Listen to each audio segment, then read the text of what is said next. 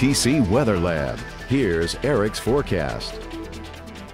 Thanks to daylight saving time and the sun not setting until 7:30 with very mild temperatures, it very much felt like spring this evening across Acadiana, and the spring-like conditions will move right on into the new work week with temperatures remaining above average in the upper 70s, maybe even the lower 80s the next several afternoons. But don't put away all those heavy coats just yet, as it does look like another round of cooler temperatures will be arriving by next weekend, with a round of some showers in between as we head to about Wednesday and Thursday.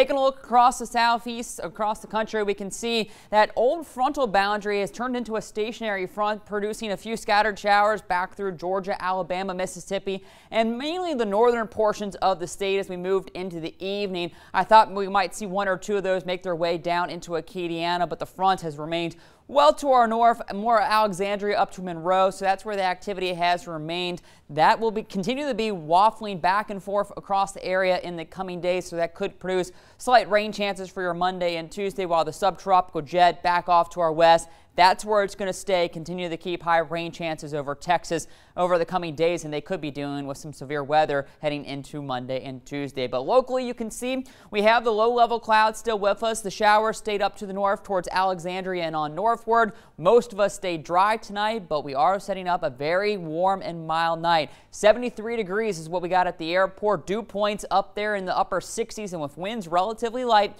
we're quickly going to begin to see sea fog develop and move onshore, and I expect visibility is quickly dropping heading into tomorrow morning. It looks like area-wide we'll see less than a mile of visibility tomorrow morning, so maybe give yourself a couple extra minutes in the morning, especially at the bus stop. Make sure you're staying far enough behind those buses, as that fog could cause some issues. So a foggy night with the front maybe sagging a little farther south, but most of us stay to the south of the front, and that's going to set up some warm conditions for our Monday. But you do see the latest model does kind of paint it a little lower, so we will have to watch for maybe one or two isolated showers, maybe trying to fire up along that frontal boundary moving into the afternoon. Although the model's not showing that, it's kind of got more of the rain up to the north. I wouldn't be surprised if we see one or two in there. Also could see some sunshine tomorrow afternoon, so we'll just kind of have to wait and see. This is one of those tricky forecasts for us. It's hard to really know what's going on. Even as we push into the evening, could have some light showers. I do think as the front gets farther down to the south, that might limit fog potential heading into Tuesday morning,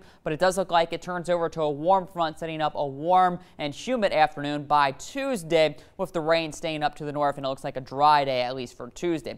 But by Wednesday, windy conditions start to return out ahead of our next frontal system that could produce some rounds of severe weather, mainly over East Texas as heading into Wednesday afternoon. Then that threat extends back over to Arkansas, Mississippi, Tennessee, and North Louisiana by Wednesday evening, while we'll just see some scattered showers, maybe a rumble of thunder. But it does look like the front gets elongated as more of the forcing stays to the north, so it doesn't quite move through the area. So we'll keep the chance for some scattered showers for our Thursday as the front then finally begins to work through. Not looking to be overly that heavy. Might see just a ½ inch to an inch of rain with the system Wednesday and Thursday before finally starting to clear out by Friday as the front makes its way out into the Gulf. Clouds will still be with us with some cooler temperatures starting to move in Friday and then into the weekend. As you can see, temperatures staying in the 50s, so you will have to have those jackets if you head out to any of those St. Patrick's Day events on Saturday and Sunday. So a warm and sticky night. We'll go 68 for that overnight low with maybe a stray drizzle or mist,